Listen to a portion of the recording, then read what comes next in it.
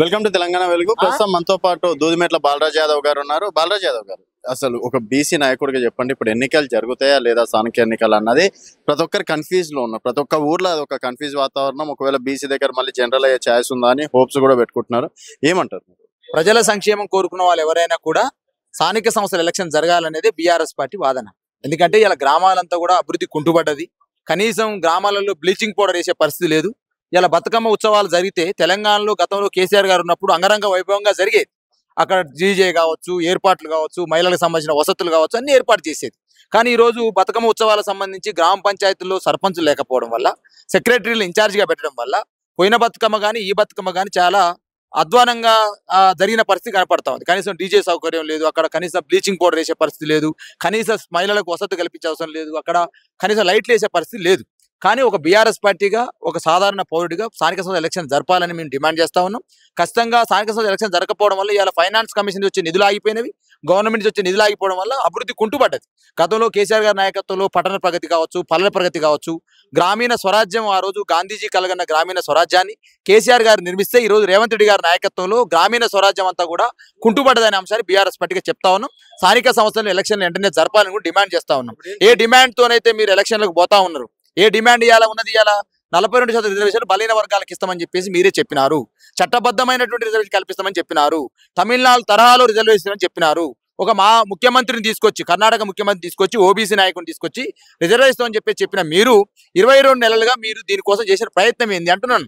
ఇవాళ కాంగ్రెస్ పార్టీకి 120 సంవత్సరాల చరిత్ర ఉందని మాట్లాడతారు, ఆ రాజకీయ అనుభవం ఉందని మాట్లాడతారు, పరిపాలన అనుభవం ఉందని మాట్లాడతారు. మరి 22 నెలలు చేసింది ఏంది మీరు?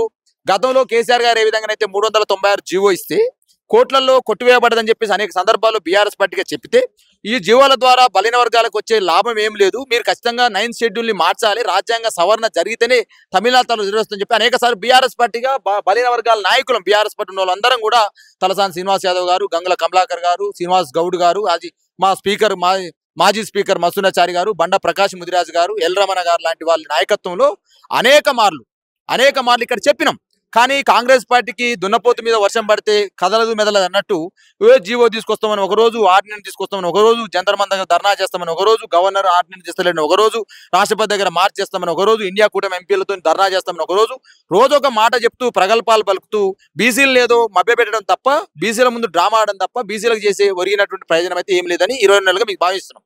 కాబట్టి ఇలా మేము అనుకున్నవి ఏంటంటే, ఖచ్చితంగా ఇలా హైకోర్టు సంబంధించి ఒక ఆల్రెడీ 8వ తారీఖు రోజు దానికి సంబంధించినటువంటి వివరణ ఉన్నది.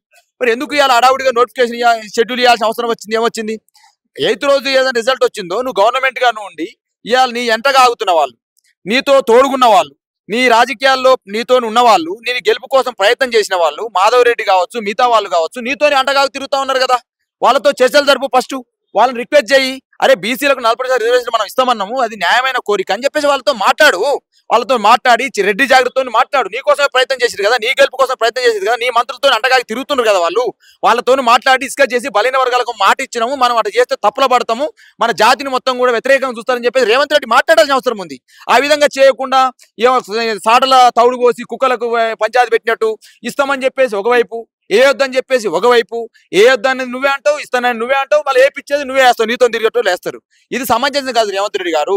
కాబట్టి భారత రాష్ట్ర సమితిగా మేము ఒకటే కోరుతా ఉన్నాం, కాంగ్రెస్ పార్టీని స్థానిక సంస్థల ఎలక్షన్ వెంటనే జరపాలి, అదేవిధంగా బీసీలకు ఇస్తున్నటువంటి 40% రిజర్వేషన్లని అమలు చేయాలని చెప్పి మేము డిమాండ్ చేస్తా ఉన్నాం.